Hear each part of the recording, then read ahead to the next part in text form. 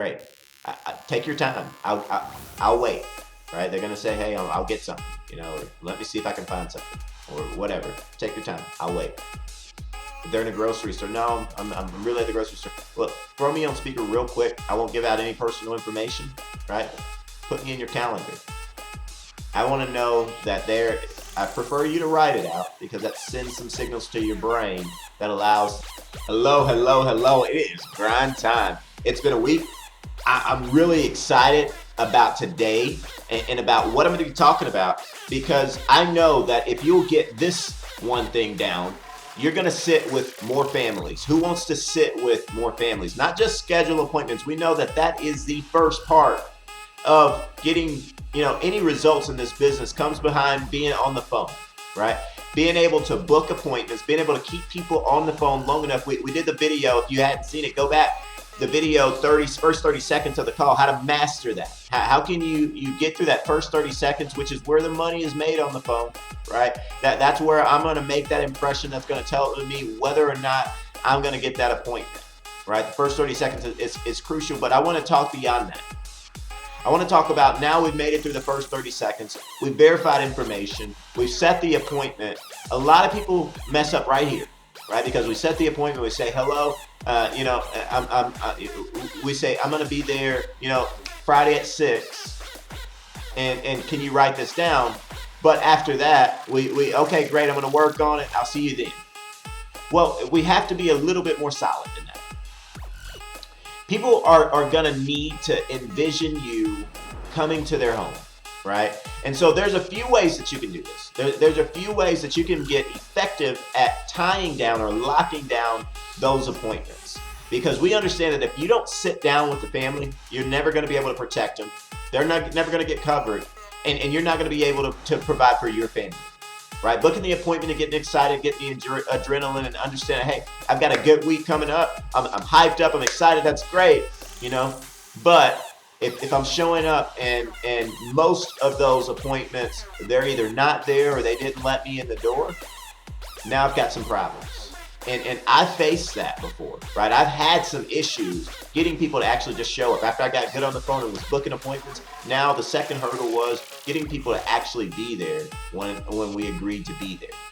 And there's a few things that I learned to do in the process. And so when I'm going to close down this appointment, right? What do you do for work, right? It's not me worried about whether or not they do something dangerous, but I want to be able to ask a second question, right? And that's, do you work day shifts, nights, in between? A lot of our clients are working people.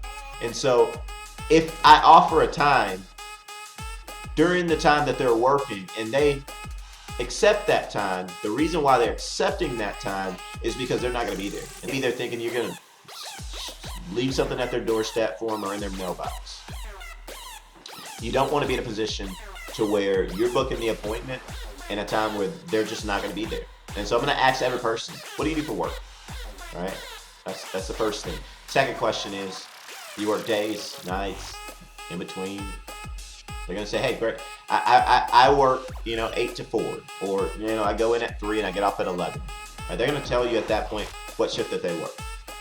Great. So I'm going to be there Tuesday.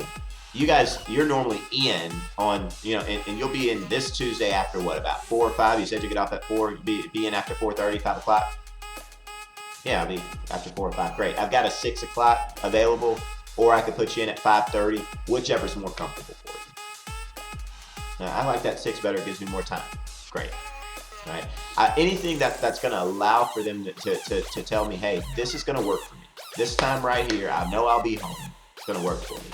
I've got a better chance of when I get there, even if they forgot about me, of them actually being there because they told me, hey, this will give me plenty of time to get home from work. Right? They got a better chance of showing up and intentionally being there because there's more detail related to it. So I'm gonna ask that question. I'm gonna have them write it down. You got a pen and paper handy.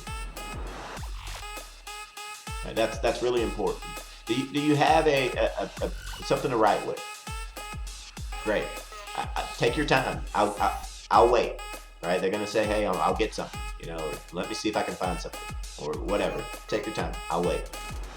If they're in a grocery store, no, I'm really at the grocery store. Look, throw me on speaker real quick. I won't give out any personal information. right? Put me in your calendar. I want to know that I prefer you to write it out because that sends some signals to your brain that allows that memory to kick in. So write this down. Important, that's really huge right here. This one nugget, I want them to write down important. I want them to tell their brain that this meeting is important. All right? Write down important, mortgage protection meeting. My name is Jeremy. I've got you in here for, what time did we say again? Oh, 6 o'clock. Great. I'm going to put it in my schedule right now too. I'm going to write it down in my schedule. Great. And so these are big key things right here, right here. I'm going to tie down 3 to 4 times by asking simple questions that's going to get them this picture painted of me being at their house, right? Of me coming to see them at their home. And so I'm going to ask them the first question. If I put this address into my GPS, will it bring me straight there?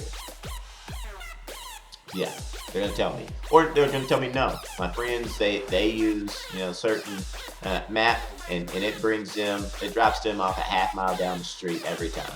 So I'm going to be the house with the dually, white dually in the yard, and we have a little shed and a swing set. All right, great, I know how to, but one thing I know is they're serious about me coming to their house. They're telling me exactly what it looks like, what I need to know to identify their house. This is a person who's taking me serious. But if that's not enough, I'm gonna ask some more questions, right? So, second thing I'm gonna ask is, great. Now, is that house number gonna be on the house, or is it gonna be on the mailbox? They're gonna tell me. Oh, actually, it's on the curb. It's above the garage. It's right next to the door. It's on the mailbox, right? Whatever it is. There again, getting them so solid. I'm coming to their home. I'm looking to find them at their home. I need them to be there. Awesome. And so the third thing that I'm going to say is, hey, I'm going to be driving a Chevy, gray Chevy. Is there going to be room for me in your driveway? Or should I park curbside? Oh man, there's plenty of room in the driveway. Actually, mile-long driveway. Awesome. So anything that you can think of, 6 o'clock, Tuesday, that would interfere in us making this meeting work, because this is my last spot at that time.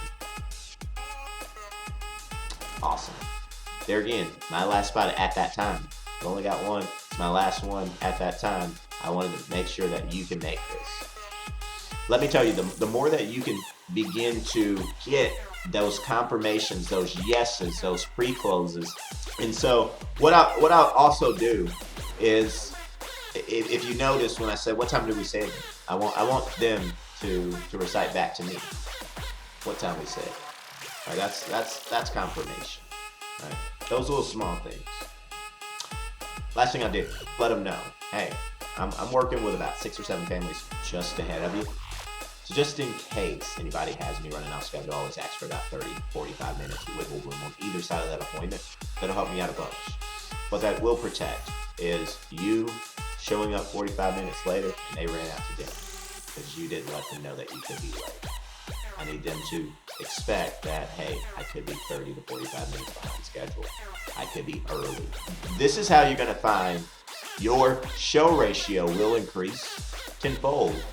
If you're struggling right now getting people, I'm going to ask you, what of these steps do you think that you've been missing? Put it in the comment. Hit that smash on that subscribe button. Hit that alert bell up at the top. Let you know every time we release a new video. Listen, I know what it's like to be new. I know what it's like to be frustrated. I know what it's like to struggle. I want to help as many people get off of that struggle bench as possible and help you to learn how to be successful